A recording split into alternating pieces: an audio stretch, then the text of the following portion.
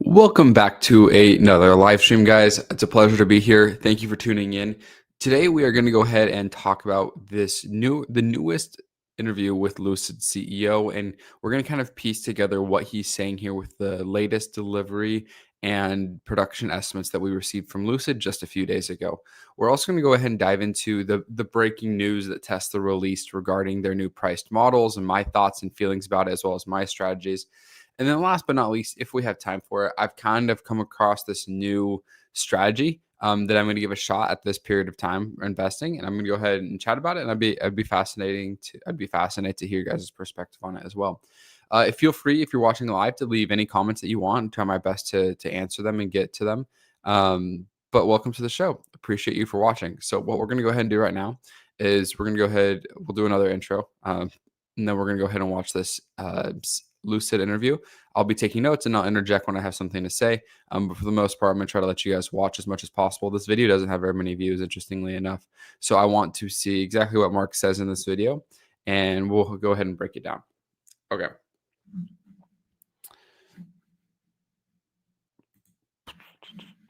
Okay. Flurry of Okay. There. Okay. We got that ready. So we're gonna go ahead and do an intro really quick, and then we'll rock and roll. Holy cow! Hold on. There we go. Holy cow! Mark Winterhoff recently did an interview. I want to go ahead and break this interview down. We're gonna go ahead and listen to it. I'll interject when I have something to say, and then we'll go ahead and summarize it at the end, as well as my thoughts and perspectives, paired with their new delivery and production numbers, as well as if I think that they're going to be able to hit them for their end of year goal. So let's go ahead and jump right into the video. There's been a flurry of electric vehicle headlines lately. Porsche postponing the launch of new all-electric models, Berkshire Hathaway offloading its stake in Chinese automaker BYD after a phenomenal run, and Tesla stock rebounding to a 2025 high. Not to mention the looming expiration of federal EV tax credits and the rollout of robo-taxis. To get some context on this quickly evolving landscape, I'm joined by Mark Winterhoff, the interim CEO of Lucid, the Silicon Valley-based EV automaker. Welcome, Mark. Thanks for joining in studio. Thanks for having me. Great to be here. Well, let's start with the looming expiration of the federal tax credits set to happen next week. So there's been this surge in last-minute purchasing in US EV sales. Talk to me about Lucid's strategy for navigating that expiration, what it means for your business. I mean, in general, I would say that we as a company with our product portfolio and the price point we are active in, we don't think that the impact on our sales will be that big, given, we're at more on the higher end right now, and 7,500 is a good amount of money, but it really depends on what the purchase price is. Yeah. At the same time, we see, people right now coming in and say, hey, I want to have delivery until the end of the month. What we did actually for our Gravity, which was ramping up our SUV, that were in the process of really ramping it up, we are honoring the $7,500 actually until the end of the year, because we have so many orders and we don't want to tell order holders, you know what, you're out of luck. We didn't deliver in time and therefore you are out of luck. And so until the end of the year, we will honor that for those customers. I want to talk about the luxury segment that Lucid sits in. And just for some context, for folks listening, we're sitting here in studio in New York. In preparation for this conversation, I did go to your showroom in the Meatpacking District. It's beautiful. And it is definitely a luxury experience. When you look around, who do you think of as your peer brands?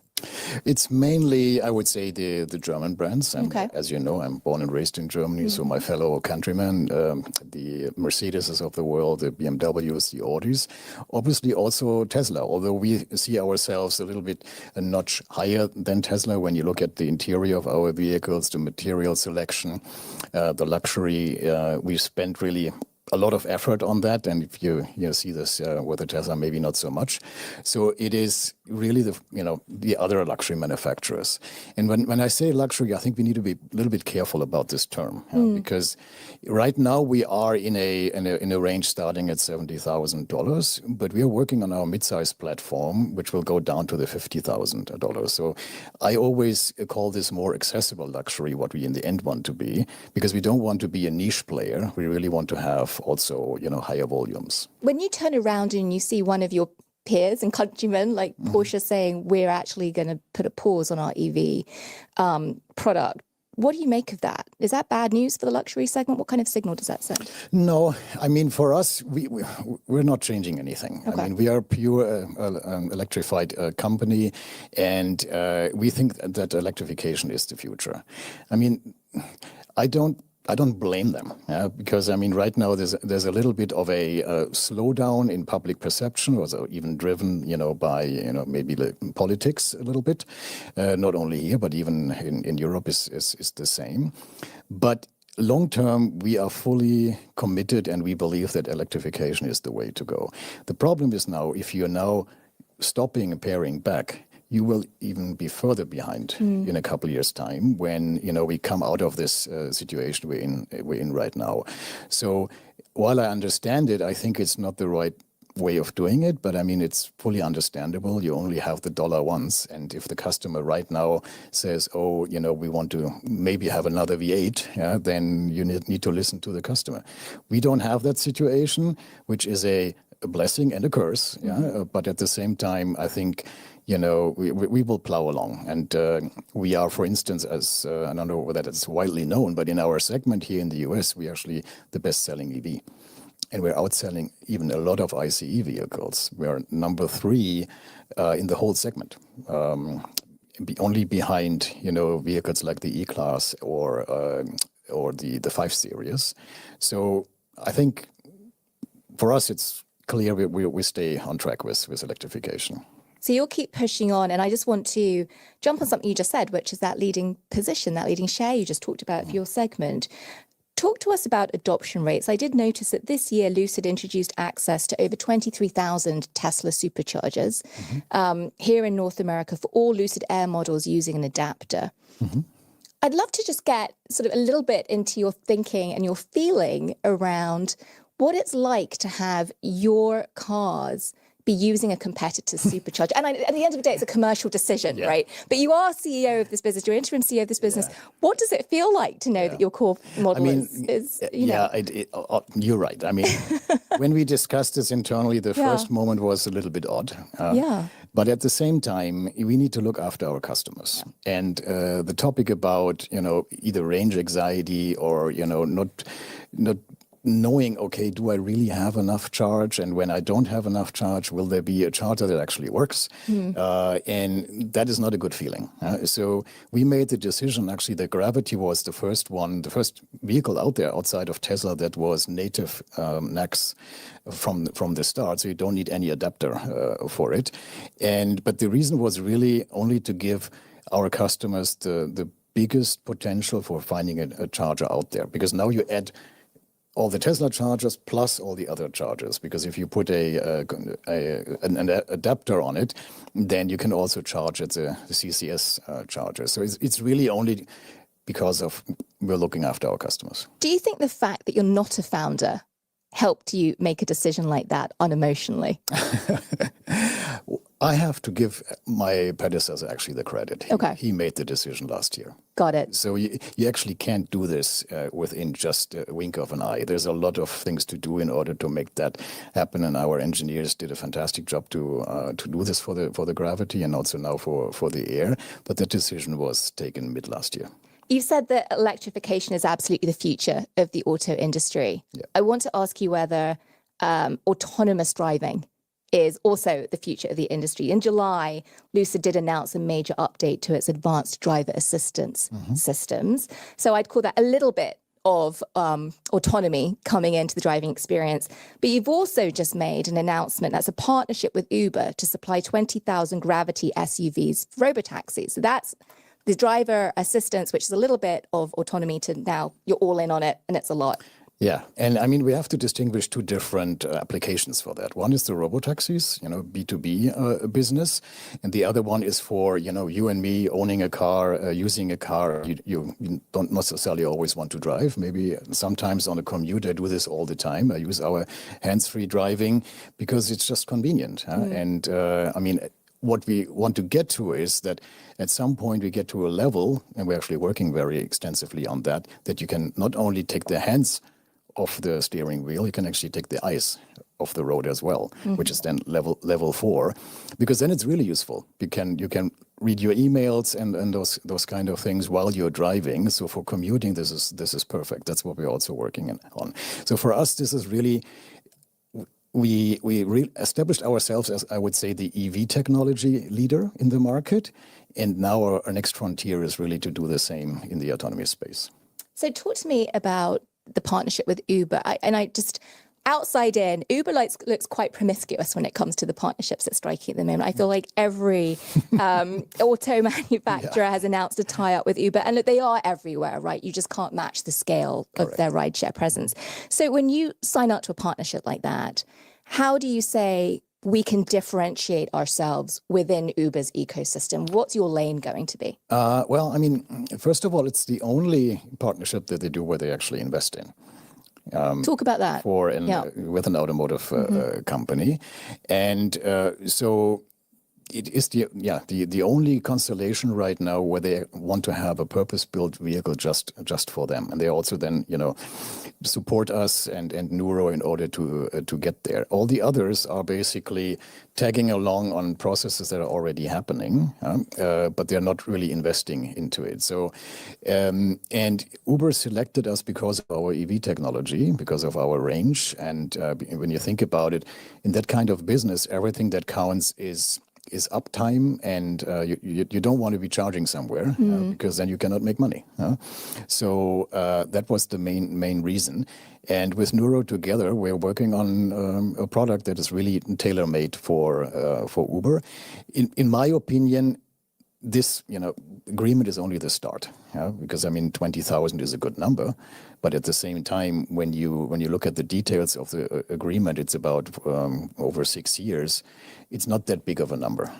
So our aspiration is that this will be much bigger than that. How much did having the heft of Saudi Arabia's sovereign wealth fund behind Lucid support making partnerships like that? Not necessarily for this partnership, but in general, I think it is the PIF is a very good partner for us. I mean, they think very strategic, long term. They know that building automobiles, but then scale automobiles, and also actually building an automotive cluster with them in Saudi Arabia is a long-term game. So you have to be in it for the long haul, and you cannot look every quarter. Okay, oh my gosh, when are they going to be profitable? And so with that, I have to say that they're really a very, very good partner. And obviously, that's also what the market sees, what partners like Uber see. Okay, they will be around. Yeah. I mean, it doesn't mean that we can take anything for granted. I want to be very clear about this. We have deliverables that we need to hit, deadlines that we need to hit. But as long as we do this, I think, they will stay a great partner. And with such a large international partner like PIF, what does that mean for the way in which Lucid, as you look ahead, thinks of how much of its revenue will come from the US versus from other markets, including in the Middle East? Yeah, I mean, the Middle East market is actually not that big. I mean, it is big in comparison, but it's not that we are thinking, oh my gosh, 60% of our revenue or even more would come from there. US is our by far strongest market right now, and it will be also in the future. Then we are right now expanding in Europe. We are in 4 countries right now. We plan to be in another 8 countries next year. So Europe is a big one. We will also further grow in different markets in the Middle East, but I wouldn't say that this is kind of like the volume driver for us. Why we are in Saudi Arabia is really more because as part of the Vision 2030, Saudi Arabia wants to build new industries in their country, and that's what we signed up for, to do that together with them, to build the be it like a nucleus for the automotive industry. But from a market perspective, US will always be much bigger. And maybe a last statement: we're not going to China. Okay. All right. You're very clear on that. Yes. Speaking of the US, we do often get questions from the audience here on Brew Markets. And we have one from Elliot in Silver Spring, who wrote, "When I travel to the West Coast for work, I see robo-taxis and driverless cars. Why does that part of the US seem to dominate the robo-taxi or the autonomous market? When will the map expand?" What's your thought on that? You've been living out in Silicon Valley now for just over a year. Yeah, I mean, honestly, it is I would say the closeness to the tech that, makes this probably the area where, people adopt this the fastest, because they're always open for new things to try out. But it will not stay just here in the Bay Area or in, maybe in Southern California. I would think it will be first rolled out in all of the major cities, and then further permeate in smaller cities. But it won't stay here. But it's just a different breed out in California, I can tell you that. Different mindset. Well, speaking of different breed, we're just going to finish with a couple of more personal questions, actually. Okay. You became interim CEO in February of 2025. You had joined Lucid in December of 2023 as the chief operating officer. Before that, a partner at a prestigious European management consultancy firm. So talk to us about life in the big seat, right? You've grabbed the helm, you're at the helm, you sort of grabbed the bull by the horns, you've struck these new partnerships. You stepped in at a point of turmoil for Lucid.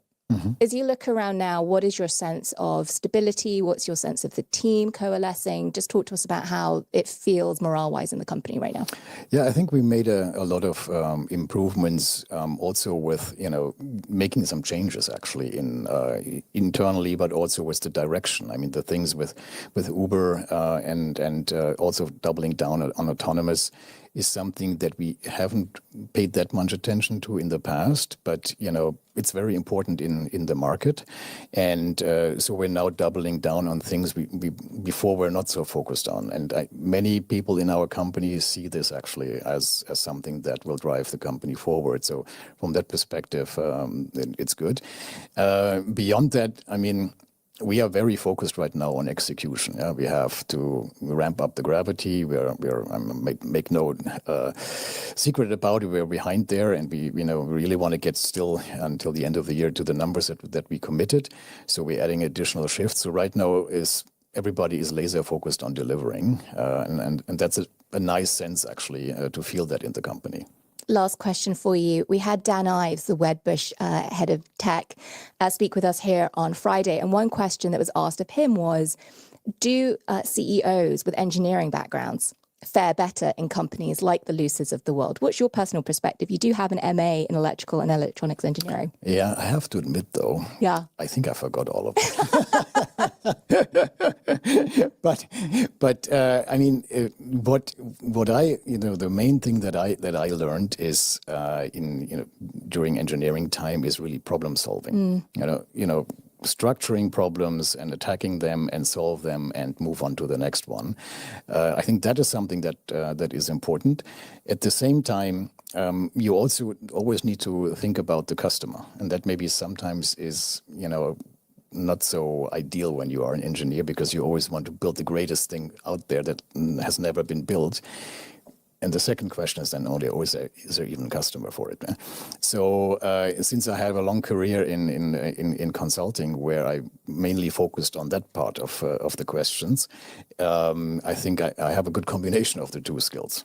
Mark, I know you're incredibly busy. Thank you very much for joining. We're out of time. We'll let you go, but do come back. There's a lot going on. Yeah, definitely.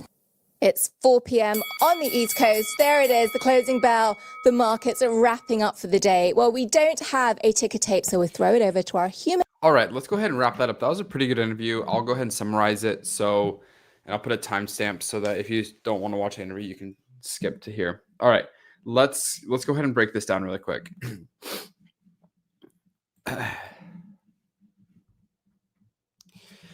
All right, so we just wrapped up that interview with Mark Winterhoff, the interim CEO, and I really like how the interviewer asked him some more personal questions that we could kind of get to know Mark a little bit. So those are at the end, so stay tuned really quickly. So she asked him very first off, hey, the federal tax credit is expiring. What's the plan? And he said because of their price point, the tax credit doesn't affect them too much. However, it did pull demand forward because you did have people that coming in and being like, hey, I want to take delivery by the end of the month.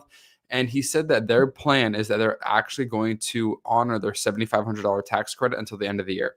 He didn't exactly get into the details of how, but I imagine it's just going to be $7,500 off the final price, or if they have something figured out. I don't know how they're going to do it. But nonetheless, they said they are going to honor the $7,500 tax credit. And honestly, I think this is pretty smart, especially with their higher price point. I do think that this will help them reach their Q4 goal in terms of the demand of the Q4 goal. He said that the interviewer asked him, hey, what do you think about your peer brands? Meaning your PEER brands. Who are they? And he's like, oh, the German brands, the BMWs, the Audis. And he's like, of course, Tesla, but we think we're a little bit of a notch higher in terms of luxury than they are, which I thought was interesting. So he said that the midsize will be $50,000, which will be accessible luxury. So it's good to hear kind of a price point. So now we can kind of model around that. She asked him what the adoption rates and how it felt to start using the Tesla chargers.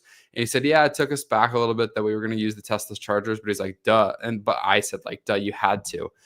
He said, and she gave him credit for it, but he actually said it was his predecessor, who we know is Peter Rawlinson. He said it was Peter Rawlinson's idea.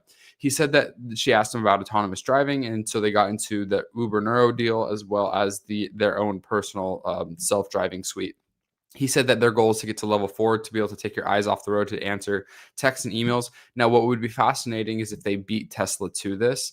Tesla doesn't really have this in terms of like their FSD right now. You have to keep your eyes on the road. He says his goal is to be able to take your eyes off of the road. So that would be really fascinating and I feel like they could get a whole new like cohort of buyers if they could do that.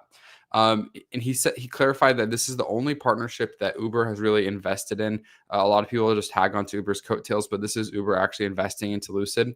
He said the $20,000 cars that Uber is buying is great. But he's like, over the span of 6 years, that's not that much. So our goal is to increase that order for Lucid. He said that PIF is a really good partner and that they're in this for the long game. He says right now that they are in 4 European countries and they plan to either add 8 or be up to 8 next year. I kind of missed that part. And he, without even being asked, he said, we are definitely not going to China.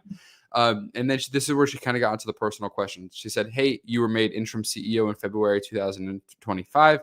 In December 2023, you joined as Lucid COO.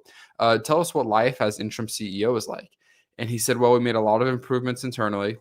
And it was funny, he did take credit for this. So he didn't take credit for the Tesla charger decision, but he did say, quote, it wasn't the Uber partnership and the self-driving conversation wasn't, quote, it wasn't important at the full quote is, quote, it wasn't important in the past, close quote, but they were talking about the autonomous driving. So you can kind of tell that as soon as he came in February, in July, they had a deal in place with Neuro and Uber, and that was a massive decision. He said, we are, to be honest, behind the Gravity production, but we are working on that. We are adding additional shifts to hit our end of year numbers.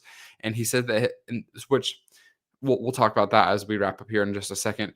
And she said, hey, Dan and I have said that people need to have people need to have engineering she asked him, do you feel about founders with engineering backgrounds?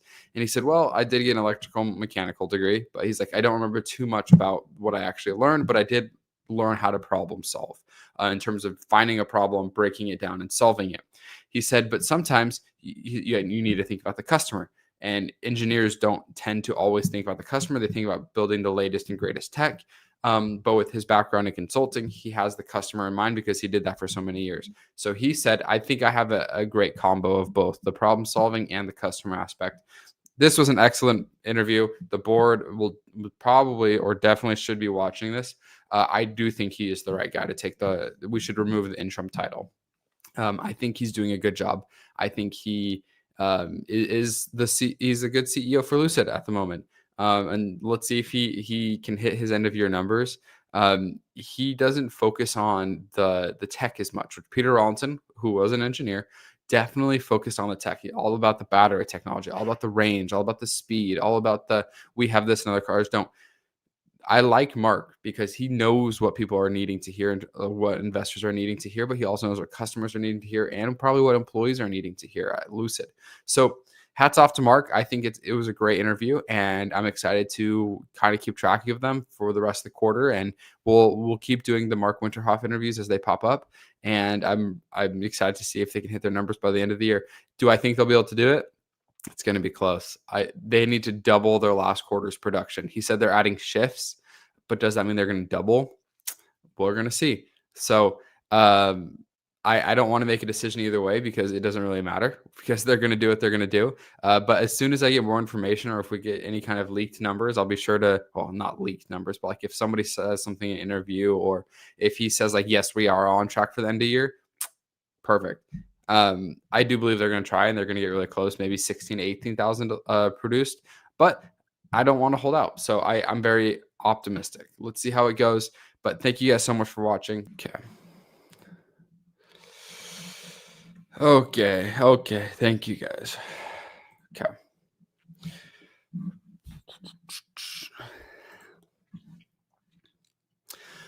Holy cow. We need to talk about the Tesla drama that has been happening for this entire weekend. This week, it's been crazy. There's been a lot of Tesla drama. You had a new version of FSD come out. You had new price points of a car come out. We had the rumor, was it a turbine? Was it a drone? We didn't know. There was a lot going on. So let's go ahead and settle what happened right now, as well as my thoughts on it. And let's talk about why I may be kind of upset with Tesla, but I still love Tesla kind of relationship. All right. Let's dive into it. So I want to go over first and foremost, what was that thing we saw the other day, right? What was this spinning blade thing? Well, it looks like it was the new Model 3 wheel hub. All right, simple enough. We predicted it was going to be a wheel hub, and sure enough, it was a wheel hub. Okay, great. Now let's talk about what they released. What was this so special wheel hub? So if you go to Tesla.com right now, I'm going to go ahead and share this. They're introducing their standard lineup. So these aren't new cars. These are just very dumbed down Teslas, you can call it. So the price point is still $39,000, $990. If you finance it with no bells and whistles, you're still at $728 a month. Okay. So there's a lot of things that these don't have. Okay. And that's fine. It's supposed to be a dumbed down. It's no bells and whistles. You can only select 3 colors, tires. You can still get a tow hitch. If you look on the interior, they have the center console gone. I think they still have the light bar, the little LED thing inside. If not, that's a bummer because that was just cool and it was cheap. So it does not come with FSD, but you have, which a lot of people like this because they want to be able to see they want to have the emergency braking. And for some people that may be enough. But Tesla can boost their margins with a click of a button. Boom, you get $8,000. It does not come with a. Does it come with a home charger? I can't remember. I don't know. Anyways, it's a dumbed down Tesla. Okay, let me see if I can find a list really quick of everything that's not in here. I found one last night, but I want to find one and show you guys what exactly is not in here so that if you guys want to look, you can. Let me see. Where is it? Okay, here we go. This was a really good summary. So here's everything that's not in the Model Y standard. Let me make sure you guys can see this. Okay. Everything that's not in the Model Y standard. So you don't have the glass, right? They put fabric over the top. So a company that does accessories for Teslas, they're like, we're going to sell a knife so you can cut the fabric. It does not have 7 speakers, does not have a subwoofer, no AM, FM radio. That one was weird. No ambient lighting. So it does not have the light bar. You don't have a closed center console. So you have like the Cybertruck center console, which is fine. Some people may prefer that. No power adjusted steering wheel. So I think you have to manually move the steering wheel. No Swede decor. No HEPA filter, no bioweapon defense mode, no vegan leather, no ventilated front seats, no second row touchscreen. So you have the manual air vents in the second row, no second row touch controlled air vents, no power folding seats, no heated seats, no LED light bar in the front, no LED light bar in the back, no adaptive high beams, no power folding side mirrors, no auto dimming side mirrors, frequency dependent shock absorbers, none of those, and no auto steer. But you still get these things. You still get the phone chargers. You still get the power recline, the footwell, 8 exterior cameras, hands-free power trunk, first row touchscreen, heated steering wheel, heated windshield, safety features, same software features, dash cam, sentry mode. So you still get a lot of what makes Tesla great, but you don't get most of the bells and whistles, which is fine. Okay. So this is still going to run you $700 a month. Okay. So they came out with, this is the Model Y, which is 321 miles of range, 6.80 to 60. And then if you go to, oh, that's still the Model Y. If you go to the Model 3, then it's the standard version of the Model 3. Let me see if I can pull it up for $36,900, which is a little bit of a better price point. You're still at $671 a month. So if you're wanting a brand new Tesla, this is the cheapest one you can buy right now. Same story here. It doesn't have the ambient lighting, which is a bummer because it's a cheap thing, but I think it's really cool. And like, if I could change one thing about my 2021, we'll talk about it. If I could change a handful of things about my 2021 Model Y, I would. Okay, so the next thing I want to talk to you guys about is really interesting. Like I said, I bought a 2021 Model 3. I bought it used. I bought it with FSD, and it's a fantastic purchase. So if you are wanting to buy a Tesla, you don't get the tax credit, but you also can choose from the standard ones now. That's fine. So my recommendation, what I did, I'm just talking about what I did, is I went and I bought a used Tesla. It still drives the same as I bought it. Okay. The drive doesn't change. But what's interesting now is I've looked all over. I spent like 5 or 10 minutes before I went live looking at the Tesla used inventory website, and they aren't showing whether the cars have FSD or not. So it says 3 months of FSD for a trial, but it's not saying, like, I bought my car with the full FSD. You cannot filter by that anymore, which is, I think people were hacking the system. Like, I think it was kind of a hack because I essentially got my FSD for almost free, is what it felt like. Like it just wasn't really factored into the price as much as I thought it would be. So you get these, like, this is a 2023 Model X, for example. And I was like, okay, like, let's see if it has FSD. They don't say anything about FSD on here. So I'm sure you'd be able to talk to your delivery person to kind of figure it out. But there's nothing about FSD. And you saw on the Model S, there was the FSD trial, nothing here. Okay. But now let's go to the, oh, you guys weren't seeing that. I'm so sorry. Okay. So I'm so sorry. I'm going to restart that segment. Okay, so I spent like 5 or 10 minutes before I went live looking to see, because like I said, I bought the 2021 Model 3. Were you guys? Yeah, I think you guys were able to see that. Dang it. Okay. Darn. Okay. So I spent like 5 or 10 minutes before I went live searching for this little hack that I found with buying used Teslas. I bought a 2021 used Model 3 from the Tesla website. And it had FSD in it. And to me, that was like one of the biggest hacks because I felt like FSD wasn't priced as much as you would buy. Like, it wasn't priced for as much as if you were to buy it new. It was pretty discounted, in my opinion. But now let me show you. If you go to, so order, obviously we covered this. There's no interior lighting. We went over the features already. Boom. Okay, we're on the same page. It's just a super bare bones Model 3, Model Y. The Model 3 comes in at, this is the Model Y. The Model 3 comes in at, let's see, it was a better price point. I love the Model 3. Just depends on your use case. $36,900. Okay. All right, fine. But I want to see if my little Tesla hack was still there. So what you used to be able to do is it used to say, yes, FSD included. And I was surprised. I'm like, really? It's like a used price for a Tesla without FSD included? Well, it looks like they've removed that. There is nowhere on the Tesla website that shows, hey, this does have FSD. I don't know where it is. The best thing that I can find is if you come to the Model S, it says you get 3 months of FSD. But it's not shown. So like, let me show you on this page. Sorry. It says like the 3 months of FSD, and you cannot on the side filter by FSD anymore, which is crazy because that's what I did. I went to Model 3. I searched 2021 because there was a big difference between 2020 and 2021 Model 3s, and I filtered by FSD. And that was a big decision because I really wanted FSD, but I didn't really want to pay 10 grand for it type of deal. Well, it looks like Tesla has kind of closed that loophole. Even on the 2023 Model X, it does not show FSD anywhere. And if you go back to this used page, let me go back here. Whoops. If you go back to this used page, it doesn't say anything about FSD anywhere. And I even sorted newest to oldest. And if you sort price highest to lowest, maybe, maybe they price it in. No, even sorting price highest to newest, they don't show anything about FSD, which is fascinating. This is a 2023 Model X Plaid. And so I was kind of like, my suggestion to make this video is be like, hey, if you want to use Tesla, go buy a used Model Y, because you could probably get a much better deal on it. But they don't include FSD anymore, which is a huge bummer. Like, it doesn't say if it has FSD or not. So massive bummer. But I don't know if there's a workaround. So if you're thinking about it, definitely talk to your delivery rep. I still think that if you want to use Tesla, if you can get FSD included, a used Tesla, like if you could get a used Model Y, boom. Right now it's you can get a 2025 Model Y long range for 321 miles for $39,300. And this one only has 7,000 miles on the odometer. Well, let's look at what sorry, dang it, I wasn't showing the screen again. I'm sorry.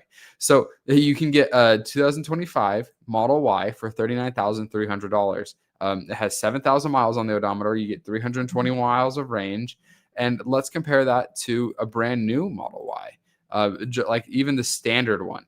If you go to a new Model Y, and if you get the silver, I think the silver was more expensive. So just a reminder, it's the gray, $39,000 and $39,300. You get the 19-inch wheels, the black and white and premium, the 5-seat interior, 1 month of connectivity. Reminder, no FSD. If you go to just buy a Model Y, then that car is going to cost 44, 48, somewhere in this range. It's not the 30. It's cheaper than the standard version. So basically, I think Tesla has their own reasons for this.